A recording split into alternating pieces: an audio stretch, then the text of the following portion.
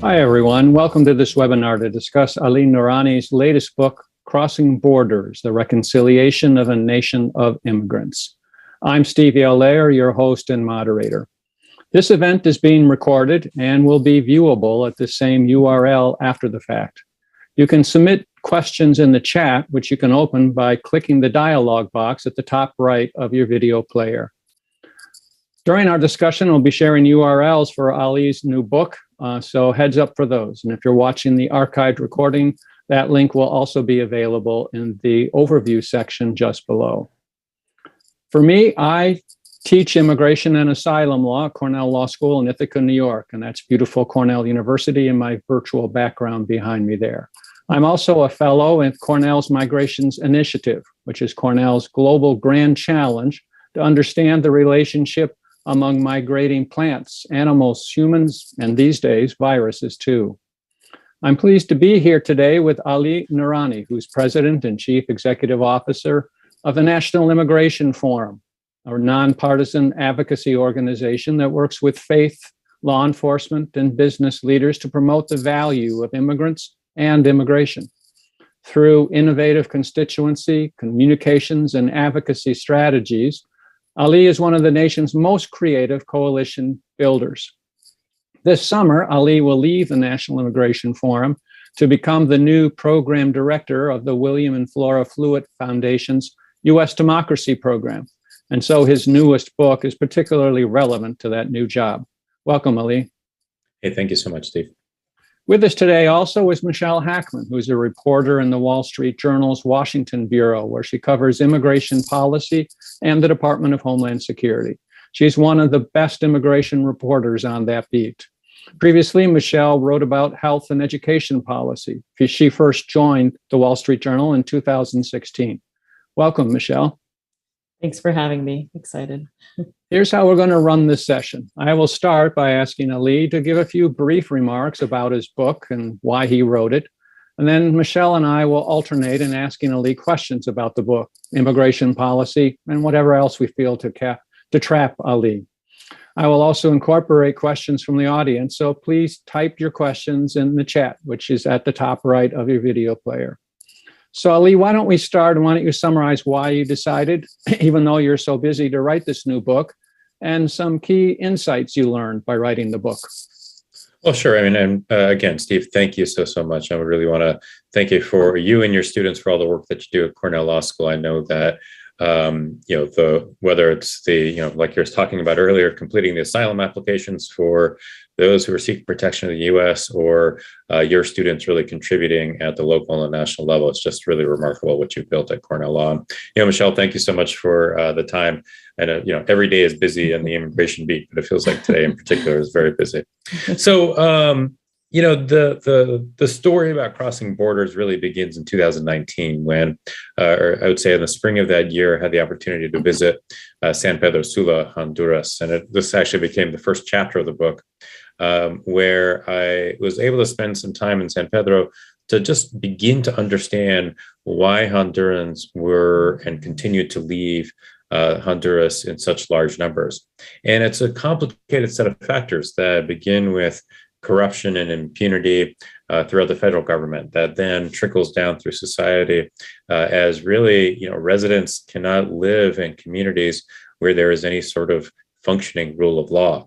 And you put on top of that, the violence that comes as a result, the poverty, climate change pushing farmers off of their farms. And it becomes really clear of kind of the range of factors that push people to make a perfectly rational decision to cross a border and seek protection.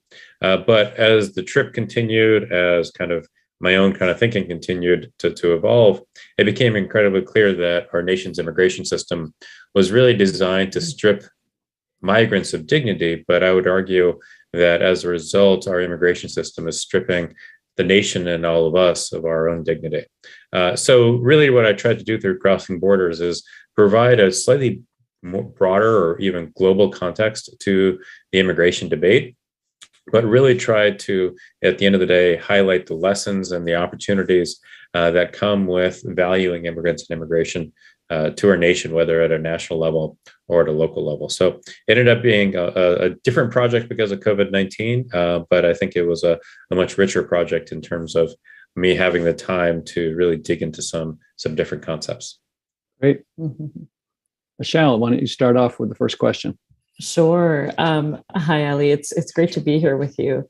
So, there are a lot of aspects of the books that I'm sure we'll want to touch on, but I think one of the things you do really well is you highlight parts of America that we typically think of as sort of, mostly white, maybe stereotypically a little racist.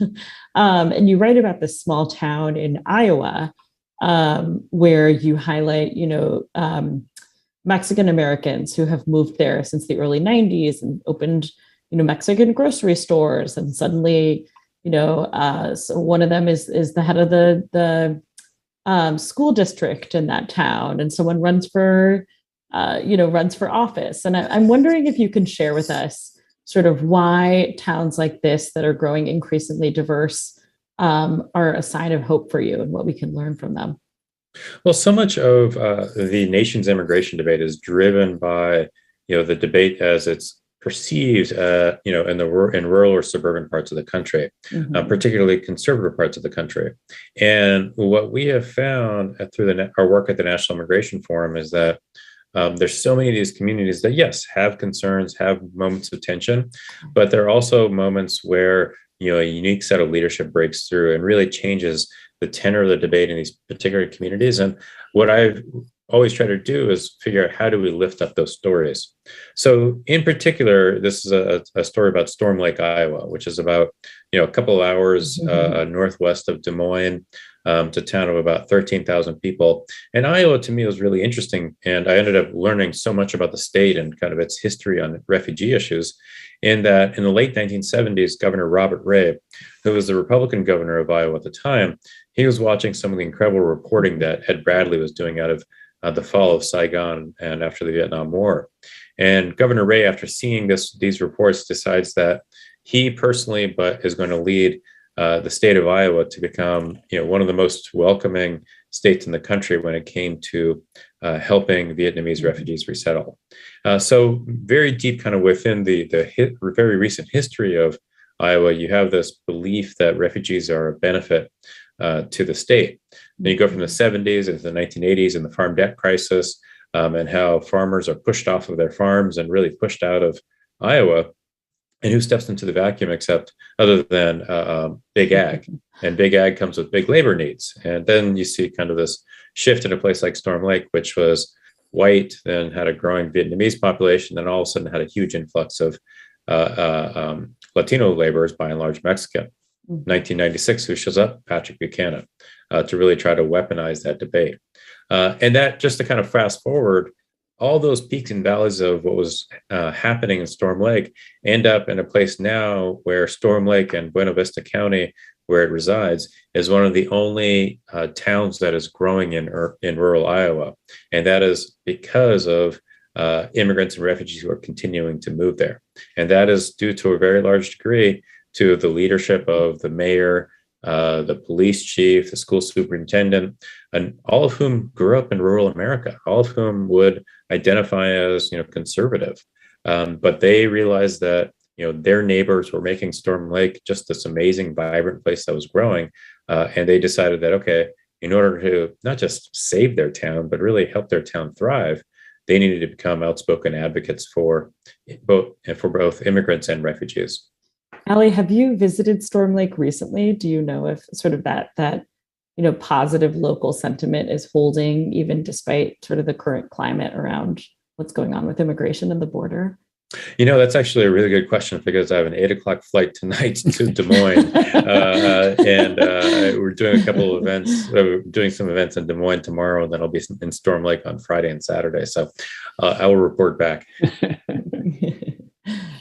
But Ali, Storm Lake is an example where immigrants have integrated successfully, but more generally across the country, how do you change people's views about immigration? You talk about the fact that the reconciliation of our nation starts with the reconciliation of individual communities, but how do you build up a positive immigration sentiment from a community level to the national level? Well, I think first of all, it starts with trying to understand what people's fears are. And again, through our work at the National Immigration Forum, we really try to sit and have those conversations. So in 2018, we did about a couple dozen events, what we called living room conversations. And what we tried to do was pull together conservative and moderate faith, law enforcement, and business leaders to sit in a living room or a room that felt like a living room. And we went through kind of a guided conversation that we designed in partnership with an organization out of the UK that really studies polarization, that organization being More in Common. And what we found is that the fears that people would have pretty consistently across all these conversations would kind of boil down to three questions. Our first question would be, are immigrants and refugees, are they integrating or are they isolating? So it was a cultural question. Then there was a security question of, are immigrants and refugees, are they threat to protectors? And then finally, are immigrants and refugees givers or takers from an economic perspective? So Steve, it really begins with trying to understand those fears and then being able to address them and have a conversation about those fears, really with the messengers that people will trust. And that will come down to a pastor, a police chief, a local business owner. And then through those conversations, we then create the spaces or the events where people can deepen their understanding of immigration. And, we're also been trying to create just kind of new in-groups where, particularly among evangelical women, we're not asking someone to change their identity, right? We're not asking somebody to stop being a person of faith, stop being conservative. Rather, we're just providing this community a different in-group that says, yes, I am going to sit with women who are conservative, who are Christian, who are deep belief in family, but we also collectively want to think about and talk about immigration in a different way. So it begins with understanding fears and then really moves forward with kind of creating new ways for people to discuss and understand immigration. That's an ambitious effort, and it requires a lot of grassroots efforts. I mean, how do you do that across the country? I mean, first of all, it begins with just having an incredible staff. Our staff across the country, they come from these communities. They are parts of these communities. And so that's how institutionally we can build the capacity and the expertise, is really by hiring the teams that can lead the work in really, really innovative ways. And then second, I think that organizationally, whether a staff person is based in DC or based in Iowa, is really to be able to kind of sit with tension, because as advocates, we often want to kind of get people to make a phone call after the first conversation or after the first event. In reality is, if we as a National Immigration Forum are going to be spending the majority of times trying to engage Americans who have real deep questions and honest questions about this, it's going to take some time and some patience on our part to help them see why this is important and why they should engage in a constructive way. Mm-hmm. Ali, you and I have talked about this before, but one of the arguments made throughout your book is that, in the US and in Europe, when we adopt sort of, I guess, what you might describe as harsh immigration policies, where we're turning people away, turning asylum seekers away, that not only are we denying those migrants dignity, but it is taking away sort of the people who are making those decisions, the Americans, the Europeans, our dignity away. Can you sort of explain what you mean by that, why you chose that word, and what's your evidence? So this really comes back to, it was, again, that first trip to San Pedro Sula. Later that week, we ended up going to El Paso. And I write about this young woman whose case we watched in immigration court in El Paso that morning. Mm-hmm. And she was a student, I believe, from Nicaragua or Guatemala, who had been persecuted because of her political beliefs in the country. And it was this very intense exchange between her, the immigration judge, and the attorney with Immigration and Customs Enforcement, where, quite frankly, the attorney was trying to more or less kind of corner this young woman as a person who was part of the caravans and who would put people in danger. And the judge was, immigration courts are not designed necessarily to, where you're innocent until proven guilty. You're kind of guilty until proven innocent in an immigration court. And this young woman didn't have an immigration attorney. And I just saw how, between the questions the judge was asking, the tone and the tenor, and the approach of the government attorney, and just the strength that this young woman had to, and the resolve that she had to have to take on those types of kind of arguments, and then be able to calmly say, "This is why I came to the U.S. This is how I entered, and this is why I believe I should be able to pursue my asylum claim." It just took a poise that was just really remarkable. And later that day, we were talking to Linda Rivas, who runs Las Americas Immigrant Advocacy Center in El Paso and does incredible work helping asylum seekers in El Paso. And she was the one that said, as we were relaying her this story to her, she said, "Yes, our system is designed to strip people of their dignity." And she told the story of how it was such a emotional challenge day in, day out for her staff to be working with asylees who were just trying to find protection. And this also, and ultimately, I think this comes to, dignity, I think, is defined by how we see ourselves, how we see each other. But then I think our dignity really depends on how we treat others too. And I think if our systems are treating people in such a harsh way, I think we also have to take responsibility for the systems that we've, through our votes and our advocacy, have designed. How can you get more Americans to feel either that sense of dignity, or right now that maybe what they are voting for, what their country is currently doing, is not so dignified? Because for most people, this feels pretty remote. What's going on at the border? That's a really good point. And oftentimes we'll kind of say, well, you have to create moments where people feel like there's proximity to like the situation of the border. Right. And oftentimes, what that means is you got to like get people to the border to really see it, feel it. But that's not realistic, right? So one of the people that I interviewed was Bree Stensruth, who is director of Women of Welcome, a community working to engage evangelical women. And Bree, she herself, her last job was at Focus on the Family, working a lot of their family programs. So she comes from she's a pastor's kid. She's a PK, as she told me. And she is like of the community in terms of conservative evangelical women. But what she has done with her colleagues is created a sense of proximity where, when she organizes a delegation of influential evangelical women to go to Oaxaca, to go to El Paso, to go to McAllen, they're documenting those journeys, both what's happening while they're in McAllen, but what was their perception of McAllen on the border before that trip, after that trip, and then sharing those stories through Instagram, through Facebook, through ongoing conversations, so that there's a sense of proximity that's created through the trust that women have for these messengers, and they can see, as the influential women who have made these trips are kind of grappling with these questions, how they have on the other end of it said, "Okay, this is not what I expected." And Ali, that ties into a question from an audience member, and that is, you keep talking about evangelical women as a constituency to work with. How did you pick them? And is that just an example? Or are you working with all different kinds of groups?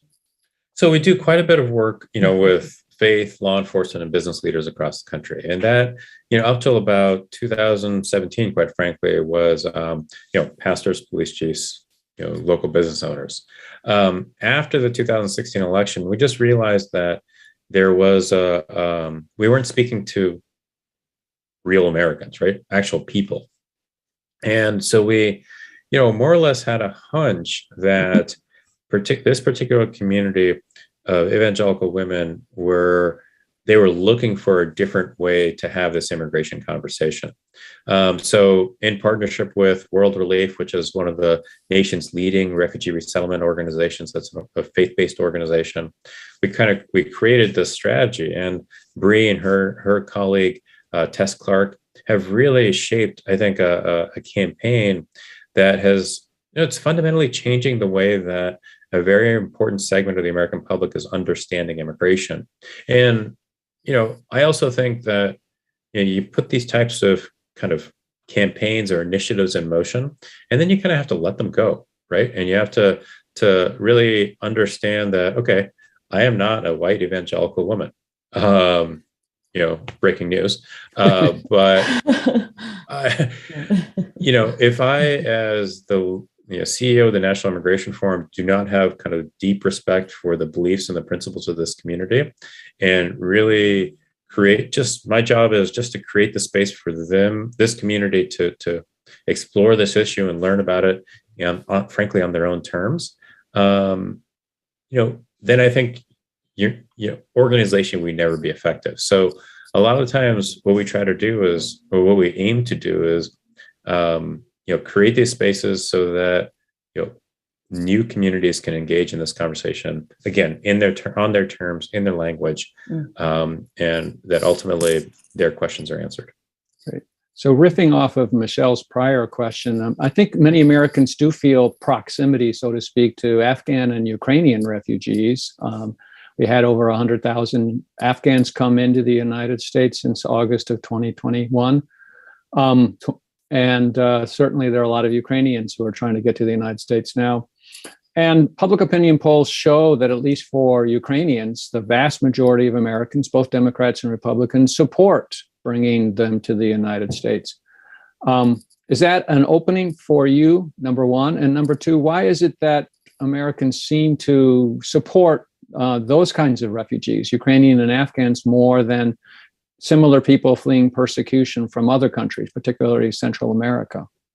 Well, I think that the last 18 months of our nation's immigration debate have been, to put it generously, very instructive. If we were having this conversation, like you said, Steve, back in last summer, we'd be talking about the Afghan evacuation. And from our perspective at the forum, we started talking about the potential humanitarian disaster that evacuation could be last spring, when President Biden first started talking about the withdrawal. Because for two reasons: we realized that from a policy perspective, the system was not ready, but we also believed that when Afghanistan fell, that the military community and the veterans community in particular would be incredibly upset about it and kind of jump into action, which is precisely what happened.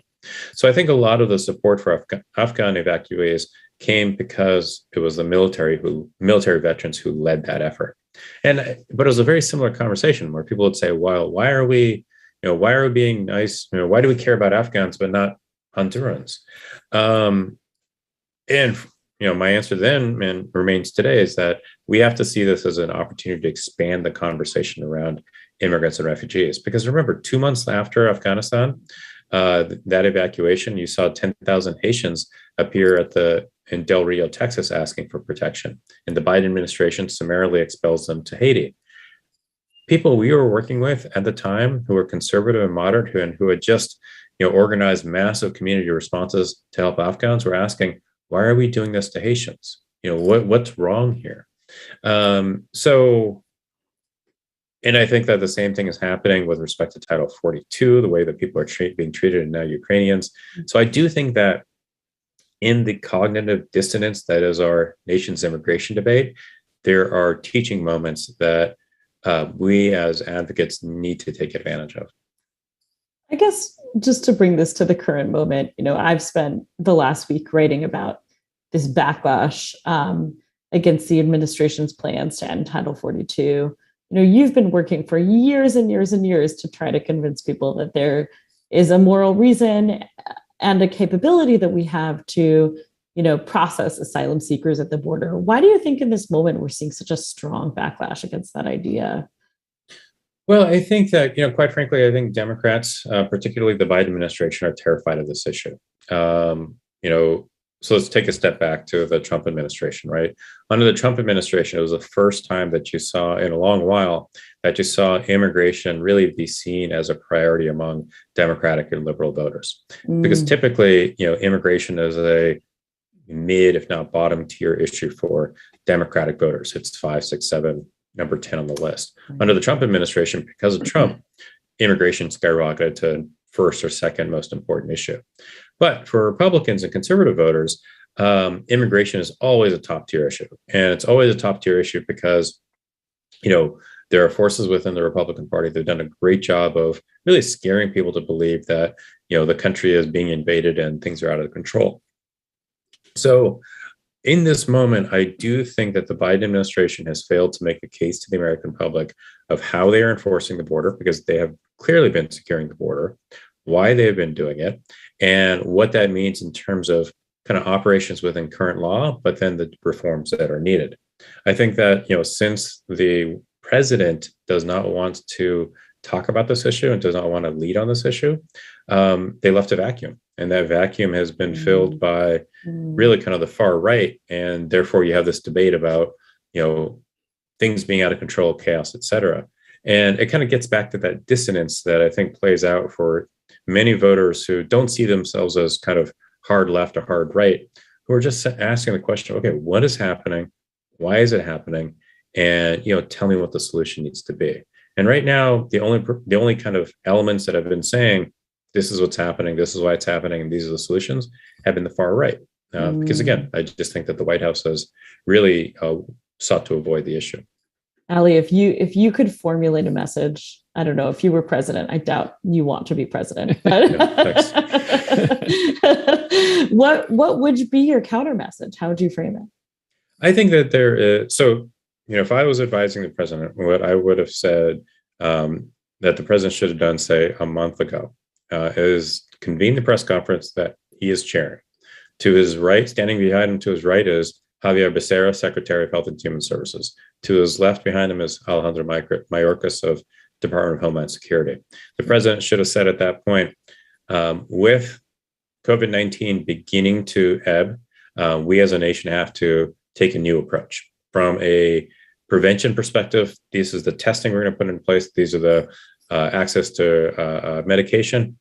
Secretary Becerra, please explain. And then the president is more or less teeing up the health-oriented reaction to the next phase of COVID-19. Then the president should have said, now, at the border, it is clear Title 42 has failed. My Department of Homeland Security continues to apprehend record numbers of people. That number is so high because of recidivism rates. 40% of those apprehended have tried multiple times because the cartels are selling 3-for-1 packages. So from border security perspective, we're going to return to Title 8, which means that if you attempt to cross the border, you're apprehended and processed, you'll be deported, which carries longer term legal consequences. Secretary Mayorkas, please explain. So I do think that the president could have, perhaps there's still time, right? Said, this is our balanced approach. These are, in the context of border security, this is what's working, what's not working, and this is what we're going to do differently. But again, I am very, very disappointed that the administration has managed this from just such a position of fear. So, Ali, we have a question from the audience, which sort of ties into this. I mean, the administration is partly to blame, but so is Congress. Congress has failed to update our broken immigration law since at least 1990, when we passed the Immigration Act of 1990. Why can't Congress come together to pass some immigration reform? And you've got a new coalition that's trying to get immigration reform through. Maybe you can talk a little bit about that too. So, kind of going back to what's happening at the border. So let me go back to my previous answer. If the president had been very clear in terms of explaining what Title 42 and Title 42 is and isn't, I think he would have then kind of framed up Congress to make changes.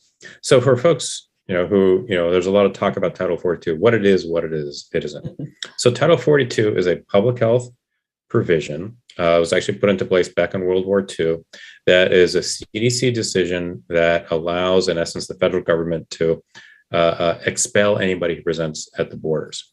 What happens then is at the border, if I am from, pick a country, and I present to Customs and Border Protection to ask for asylum, under Title 42, as a single adult male, CBP spins me around. They expel me. They do not detain me. They do not deport me, right? They don't put me, in essence, through a formal deportation process. Which is a misdemeanor, we should say. Correct. Because under Title 8, the formal deportation process is a misdemeanor. But then also, if I try again, I am then barred from the country for up to 10 years. So under Title 42, those consequences do not exist.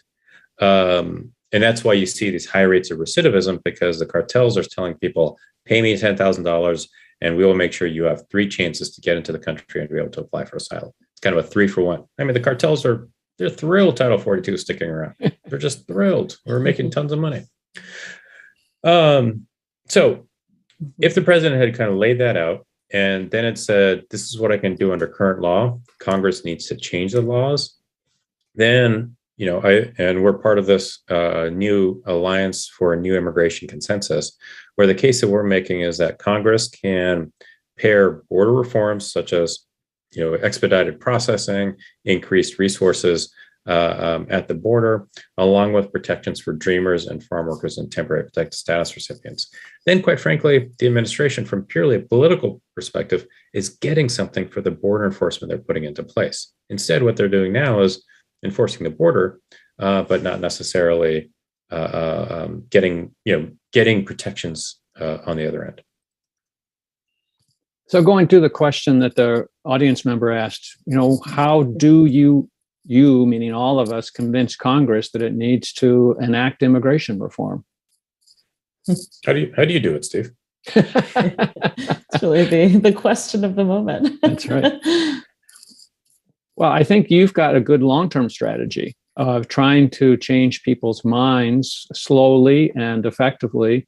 But we do have some immediate problems in Congress. We don't have enough immigrant labor. We've got a broken asylum system. We've got 1.7 million cases already in our broken immigration court backlog. So those need to be addressed immediately. Our visa system's totally outdated. Yeah. That's right. Other than that, everything is working just fine. So realistically, what are you hoping that your coalition can achieve this year, next year in Congress? So I think that there's a real opportunity this year so that Republicans and Democrats are working together towards this package that, like I said, pairs border security with protections for dreamers and farm workers. And what it's going to take to do that is, number one, I think we have to be very creative in terms of setting the conditions that members see this as something they need to be personally invested in finding a solution to. Because, I think there's one part of the debate that hasn't really broken through yet is how at risk the Daca program is. So Deferred Action for Childhood Arrivals. This is the program put into place by President Obama back in 2012. Grants in essence, a temporary work authorization and protection from deportation for young adults who meet certain criteria. There's a court case that started in South Texas that's winding its way through the system that all the smart legal people agree that will make it to the Supreme Court likely by next spring and will very likely be struck down by the Supreme Court, which means that I think the best case scenario is that if the court ends the program, that folks will not be able to apply for renewals. So there's a real clock on that. And I think that speaks to an urgency to get this done now, because should Republicans win both the House and or the Senate, this November, I'd be hard pressed to see how Speaker McCarthy or Leader McConnell says, okay, let's protect dreamers and do it in a way that can actually strike a bipartisan compromise that would be necessary. So that's the urgency of trying to find this solution, right now, on top of the labor shortage, the situation at the border, the visa systems, et cetera. Ali, the holy grail for advocates like you, and I'm sure people are familiar with this idea, is to, provide a path to legalization for the 11 million undocumented immigrants here. To do that, to update our visa system, to make a whole bunch of sort of sensible changes at the border and beyond. And there was a moment like that in 2013, 2014, where it seemed like that was possible. What about that moment made it feel possible? And what do you think it'll take to get there again? Yeah, that's a really, really good question. So a couple of things. So first of all, and this is, I think, in some ways the hardest thing to recapture, part of this to recapture. So remember, Obama was reelected in 2012. And after that campaign, the GOP issues an autopsy. an electoral autopsy. And in their autopsy, they find that the GOP's anti-immigrant rhetoric was pushing Latino voters away from the Republican Party. So let's kind of put that, I'll come back to that, right? So that was one factor driving or kind of helping create the environment for a big push in 2013. The other thing that happened in 2013 is you had 4 Republicans and 4 Democrats in the Senate saying, okay, let's figure this out.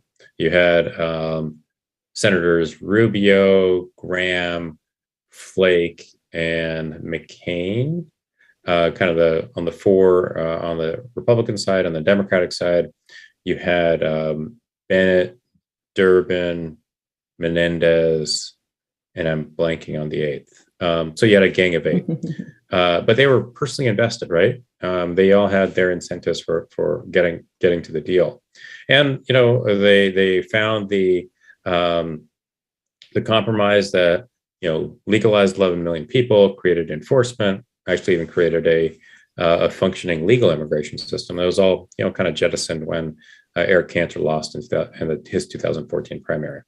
So let's kind of get to the place where we are right now. How do you recreate that? Number one, I think we have to realize that the political incentives for members of Congress to engage in immigration reform are very, very different. As Latino voters have integrated into the U.S., they're making political decisions that, yes, while the majority of Latinos will still vote for Democrats, there are margins of Latino voters in conservative parts of the country that are voting for Republicans, which is, I think, great for democracy if both parties are able to compete for voters in a fair and legitimate way. But it's tough for immigration reform now because that was the reason why Democrats would say, okay, you got to do this for Republicans. So I do think that from a political perspective, we have to reassess what are the incentives for a member of Congress to engage. We would argue that that's why it's so important to engage conservative and moderate voters in this question, because if we start to build more support among moderates and conservatives, then both Democrats and Republicans will want to compete for those voters based on this issue. Do you think we need to have another moment? I mean, I know you and I don't, you think this is maybe a little bit too narrow of a view, but, this also was a moment where, a year before the Senate was able to pass that bill, Dreamers had really been catching public attention. I know they had been for a few years. Daca had been created. Now Daca has been around for 10 years. And I think people feel like there's almost this status quo situation where, the Dreamers are as they are. Do we need another sympathetic population like that? Well, I think that this is where, the debate and the conversation about resettling Ukrainians or Afghans is so important. It's because I do think it helps Americans understand what is the economic, what's the social, what is the political importance of having a functioning immigration system. And, I've talked to many veterans who helped evacuate allies from Afghanistan, helped resettle them in the U.S., who remain really, really upset about the how poorly designed the immigration system is. So I also think that we shouldn't be kind of held hostage to the way that the political debate is at a national level, but really try to understand, okay, well, how is this playing out locally, much less with different communities? Ali, to go back to an earlier point on that, you talked about sort of reconciliation forums and working at the community level and sitting with people to understand their fears. But how do you change people's fears about their identity or status if they think that too many immigrants are settling in their areas? So can you get a little more detail about not just listening to them, but eventually changing their views about immigration? Well, that more times than not comes down to identifying the local leadership that can lead that conversation. Look, as a Washington, D.C. based immigration advocate, I'm the least effective, least useful messenger when it comes to an actual city or town, particularly in a conservative or moderate part of the country. So in Crossing Borders, another community that I wrote about was Twin Falls, Idaho, where in Twin Falls, it was kind of it became an epicenter of the Syrian refugee crisis debate of 2015. not because there were a large number of, or even a significant number of Syrian refugees resettling in Twin Falls, rather because you know, far right-wing media like Breitbart News and InfoWars really started to zero in on Twin Falls and kind of use what was happening in this community to kind of weaponize this debate. So much so that there was a town hall meeting, I want to say in the fall of 2015, that had some 700 people there to learn about refugee resettlement. There's a terrible incident that occurred in the schools there that became this national debate. And frankly, Trump kind of started to that's when he really, put it, sunk his hands into the Syrian refugee crisis as kind of a political weapon. But what happened as a result is that the Idaho dairymen, along with the police chief, the mayor, and others, many of whom were really conservative leaders within Southern Idaho, stepped forward and said, you know what, we've got to have a different sort of conversation. And what they have done over time is led that conversation. They are the ones who are convening the events. They are the ones who are working with Hispanic leaders, refugee leaders in Twin Falls, so that there's a broader and a deeper understanding of the value of immigrants and immigration to the region.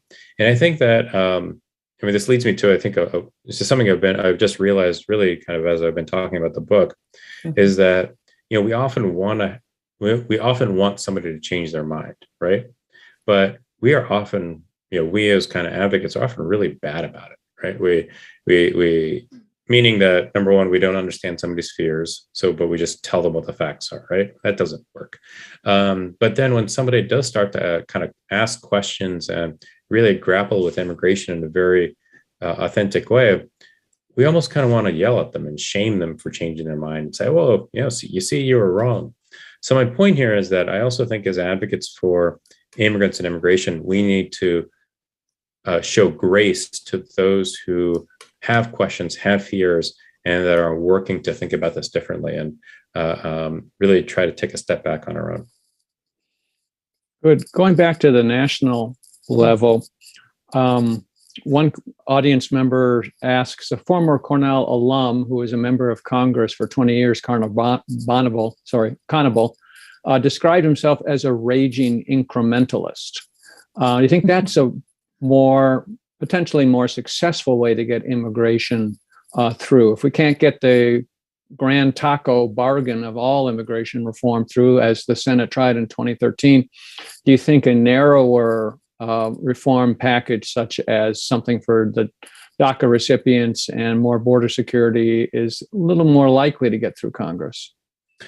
Yes and no. This is always a tough question because, you want to think that it will be easier. You want to think that Dreamers, as a very compelling and well understood community, would have a easier road to some sort of a legislative solution. But I don't think we should ever underestimate the anger that the opposition to immigrants and immigration can gin up among the American public, whether it's something kind of very big or very, very incremental.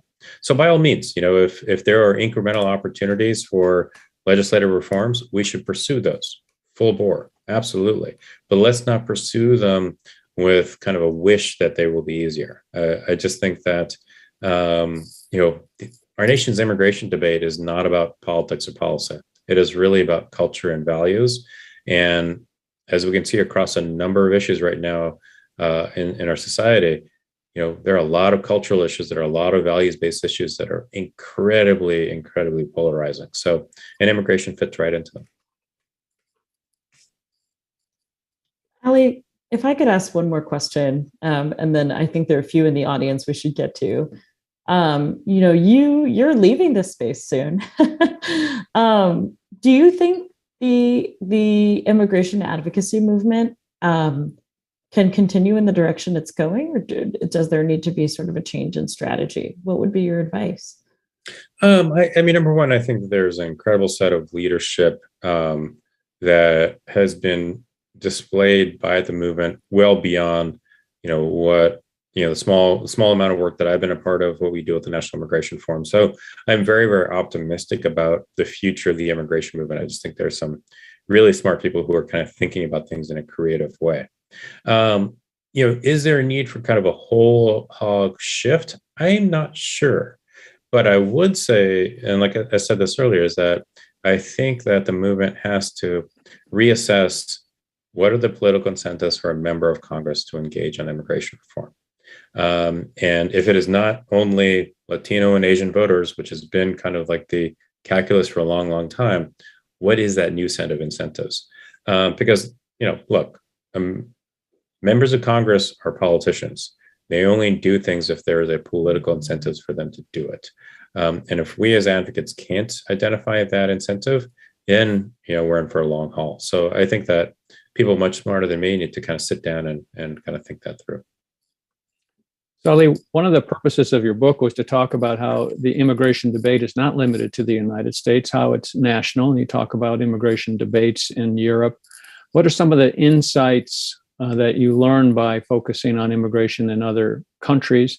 And also, what have other countries done to be able to better manage immigration that maybe we should consider?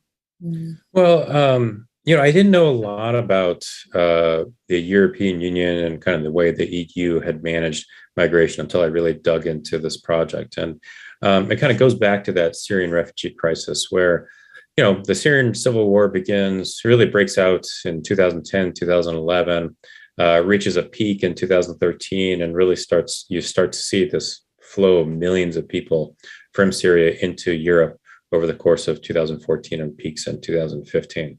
And what I learned is that as the route for Syrian refugees moved from the Mediterranean, kind of from Tripoli to Lampedusa into Europe, and moved to the Balkans, is that Hungary, and in particular Viktor Orban, the Prime Minister of Hungary, played an outsized role. And in August of 2015, Angela Merkel, the Prime Minister of Germany, says Germany is committed to welcoming 1 million Syrian refugees. The only way that they can get to, or the most efficient way, I should say, at that point, for them to get to Germany at that point was to go through the Balkans, get to Hungary, enter the EU through Hungary, and then get on a train into Germany. A few days after she says this, Orban writes in a German newspaper, to paraphrase, those who are coming from Syria are not Christian. They're of a different religion. And so what you saw in 2015 was Viktor Orban weaponizing the migration of Syrian refugees, adding not just a kind of a layer of nationalism to the debate, but a layer of Christian nationalism to the debate. And then you see kind of what he did in 2015. There's a clear thread between what he did, the externalization of EU borders, the passage of Brexit in 2016, the success of Trump at the 2016 election, all the way to January 6th, 2021, and the Christian nationalism that we saw rise up in the insurrection. So immigration has this, it plays a very consistent role in terms of those who want to undermine our democracy, whether it's here in the US or otherwise, how they weaponize migration to accomplish their goals. Great. Audience question says, on Ukrainian refugees, that's a great way to help Americans understand the failures of our immigration system, but it also has exposed sort of the inherent racism of our immigration system. How then can you call this a possibility of a uniting moment on immigration policy? Well, so was it this week or last week? Kind of the days run into each other. The administration announced this new community sponsorship program, and there's been a lot of kind of talk about this program for a long time. And earlier this year, they started to kind of roll it out. But what this means is that a refugee, instead of entering the United States and resettling only through one of the 9 resettlement organizations nationally or local community-based organization, can be sponsored by an individual family. And what that does as a result is that it brings the experience of refugee resettlement to makes it a much more personal experience, so that family is not just invested in helping this refugee family resettle, but that family's community is also involved in a much more personal way. So through that program, through I think the ongoing questions that people are having of kind of why are we treating Ukrainians and Afghans one way and Central Americans another way, I do think that we have an opportunity here to have to begin a different conversation. Great. Another question from an audience member says, there are certain foreign policy changes we probably need to make so that the incentive or the need to come to the United States is lessened over time. What are some of those foreign policy changes that you think we need to make to improve our immigration policy? So in 2019, when I did a couple of trips to Honduras to really begin the research for the book, I got to know an organization based in Tegucigalpa called the Association for a Just Society. And they told me a story, and I really dug into kind of the background of this, is that in 2016, 15 and 16, so remember, let me take a quick step back. In 2014, San Pedro Sula, that first city that I visited in Honduras, in 2014, it was the murder capital of the world. I think 80, 90 homicides per capita. So people, they were fleeing just terrible violence in their communities, since 2013 and 14. But in 2016, what happens is that because of a tragedy on the ground in Honduras and some incredible reporting by local press that was then picked up by the New York Times, terrible paper, right, Michelle?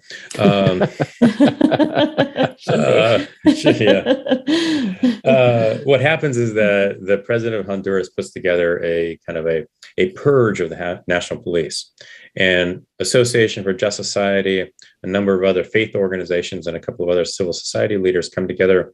And over a short, I want to say 6 to 12 months, they end up purging upwards of 6,000 members of the Honduran National Police, from leadership to rank and file.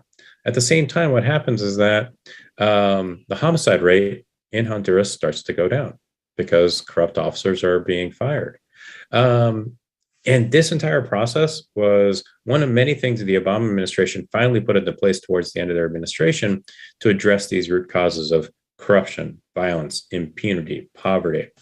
Under the Trump administration, most of those programs lost their political backing, then lost their financial backing. So addressing root causes in sending countries is not a short-term endeavor.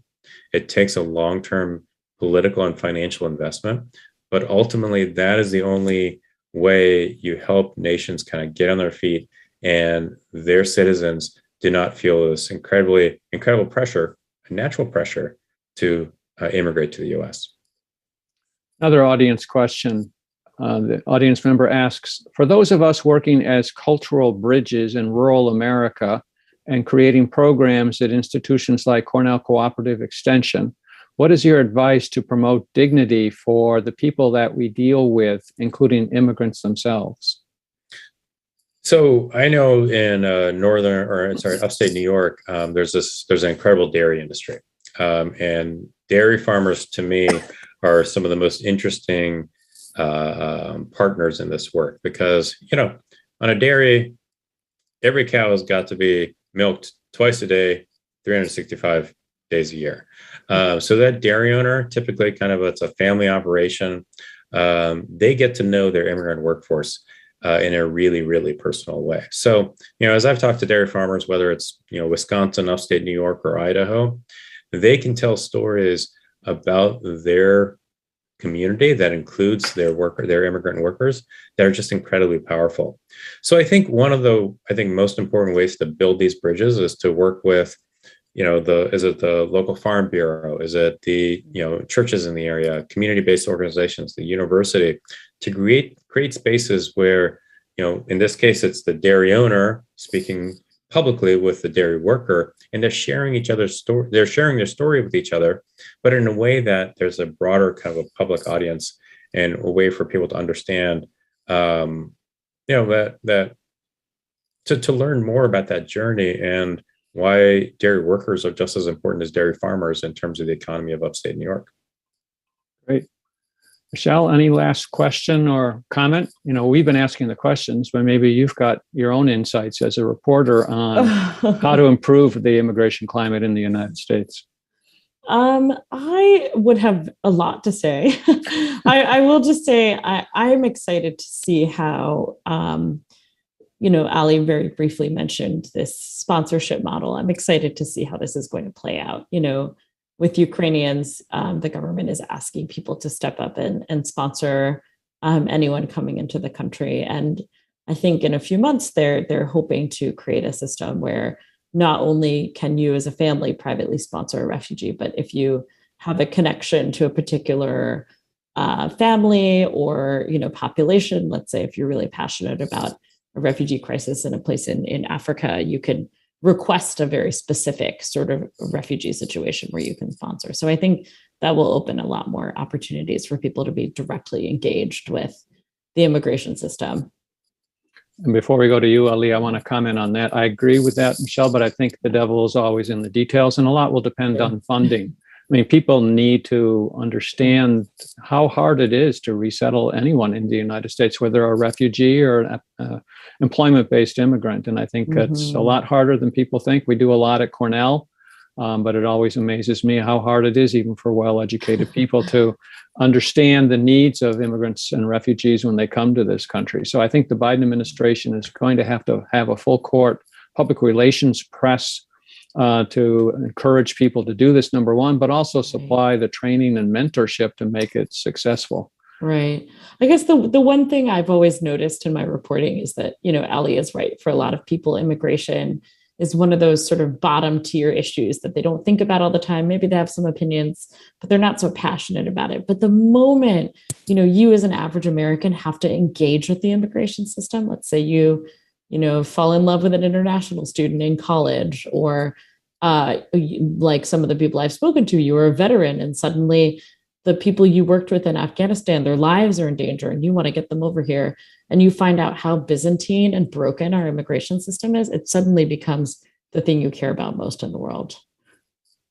Ali, any last comment or takeaway you want for the audience before I promote your book one more time? Well, I mean, first of all, again, thank you so much, Steve, and the entire Cornell team for this event. And Michelle, thank you very much for taking the time and being a part of this conversation. I think like the most important thing that I could share here is that, we're in for a really tough midterm electoral cycle when it comes to immigration. There's going to be a lot of really ugly rhetoric. But I just think it's really important that we remain hopeful because, look, at the end of the day, we're talking about millions and millions of people who are contributing to the United States, who want to contribute to the United States, and they are people. They have families. They have dreams and aspirations. And I think that if we as advocates get pessimistic, then that affects them and their families in ways that may even be harder than just a really awful broken immigration system. Well, on that hopeful note, let's all remain hopeful. And certainly your book tries to do that. It's Ali Noorani's latest book, Crossing Borders, The Reconciliation of a Nation of Immigrants. It's available anywhere books are sold. And you can also find out more information at alinoorani.org.